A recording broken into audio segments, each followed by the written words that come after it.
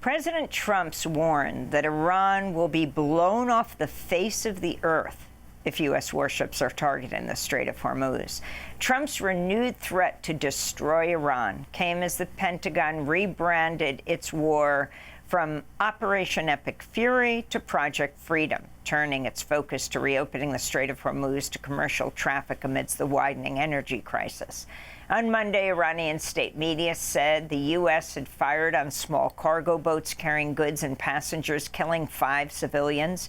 U.S. Central Command confirmed it attacked several boats, but insisted they were threatening commercial vessels. Separately, the United Arab Emirates said it had come under attack from drones and missiles that caused a fire at an oil facility at the port of Fujairah.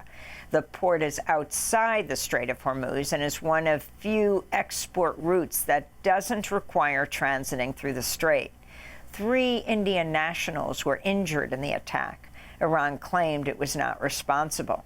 The Iranian foreign minister, in a social media post, warned the U.S. against being dragged back into a quagmire and dismissed Project Freedom as, quote, Project Deadlock. To discuss all this and more, we're joined by Toby Jones, Associate Professor of Middle East History at Rutgers University, writes frequently on oil, war in the Middle East, and is author of Desert Kingdom, How Oil and Water Forged Modern Saudi Arabia. Also wrote Running Dry, Essays on Energy, Water, and Environmental Crisis. We welcome you, Professor Jones, to Democracy Now! If you can talk about, well, what some are calling this Project Stalemate, with President Trump once again threatening to blow up Iran, and overall your assessment of what's happening right now. Well, we're seeing 2 things. Well, first of all, thank you for having me back on. We're seeing 2 things in the region. One is an intensification or an escalation of the saber rattling that's become characteristic of Trump's disposition and sort of approach to tensions in the Gulf, a crisis that he created along with Israel in invading and launching an attack on Iran in February. He can't control the narrative, and so he escalates. He also can't control what's happening on the waters of the Gulf. It's become clear the limits of American naval power, its military capacity to dictate terms in the Gulf are significantly constrained. Iran, through sort of asymmetric tactics, a minimalist approach to the sort of its own response to threats in the region, has basically handcuffed the United States' ability to dictate terms. What now sort of circulates over the Gulf is an environment of uncertainty and fear. Nobody trusts that the United States can stop Iran from carrying out attacks if they wish to on commercial shipping. Nobody trusts that Iran won't, in fact, carry out attacks on cargo or other merchant shipping. And so the region is in the grip of paralysis.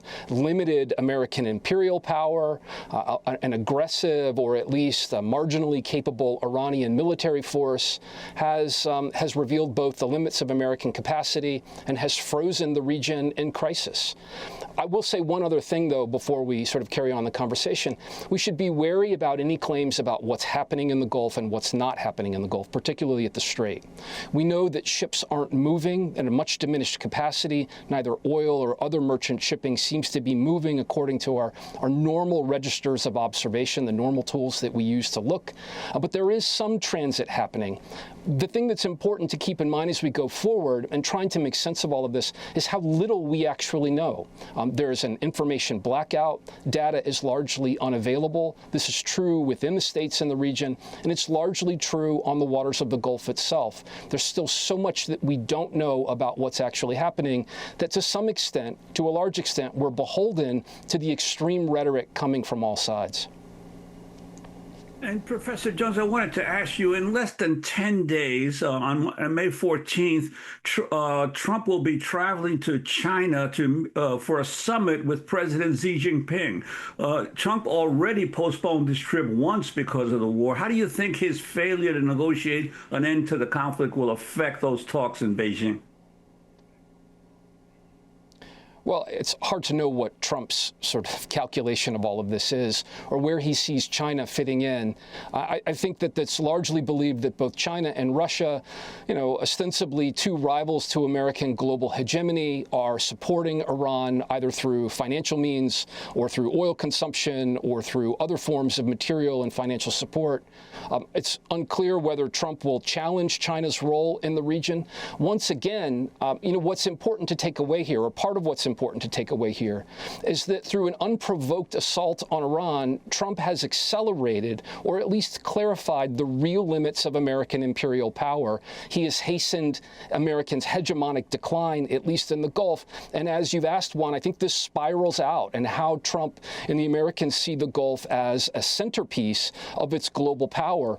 Whether China is actively engaged in supporting or propping up Iran, or whether it's quietly engaged, the reality is that China has emerged as a significant rival to the United States in the region. That's not necessarily a new thing, but it's more clear than ever. And whether Trump is in a capacity to either address that or do anything about it is not only unclear, it seems unlikely to me. Trump has put the United States, I'm not one to celebrate American empire, but he's definitely put the United States in a much more vulnerable and weakened position globally as a result of this war.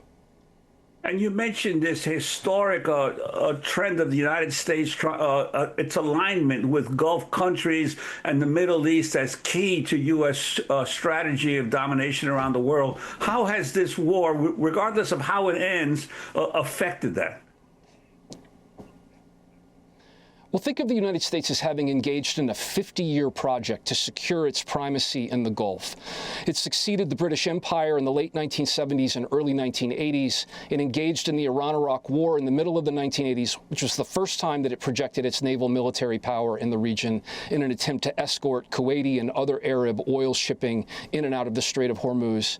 And ever since then, we should understand Desert Storm, the sanctions era of the 1990s, the 2003 invasion of Iraq, is partly a response to American attempts to secure its primacy in the region. And it's done so not only by projecting its power, but also by maintaining relationships with awful authoritarian regimes in the region, the Saudis, the Emiratis, the Kuwaitis, the Bahrainis, and others. What this war has done is it's called into question the efficacy of that system and that arrangement. And it has created the material conditions in the region where Iran, through asymmetric and minimalistic measures, has been able to undermine the primacy, both in real terms and in symbolic ways, of American power. I think, to put it simply, if the United States has been engaged in a 50-year project, a 50-year imperial project to protect its interests in the region and its allies in the region, which all circulate around oil, this war has rapidly undone the conditions that made that possible in the first place.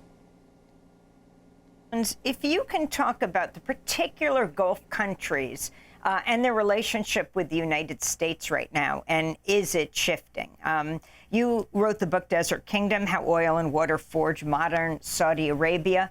If you could talk about Saudi Arabia, I mean, you have Jared Kushner, the Trump's son-in-law, and Steve Witkoff, two developers who are the so-called peace envoys. Jared Kushner got, something like $2 billion from the Saudi Sovereign Fund, very close to MBS, the Crown Prince, Mohammed bin Salman.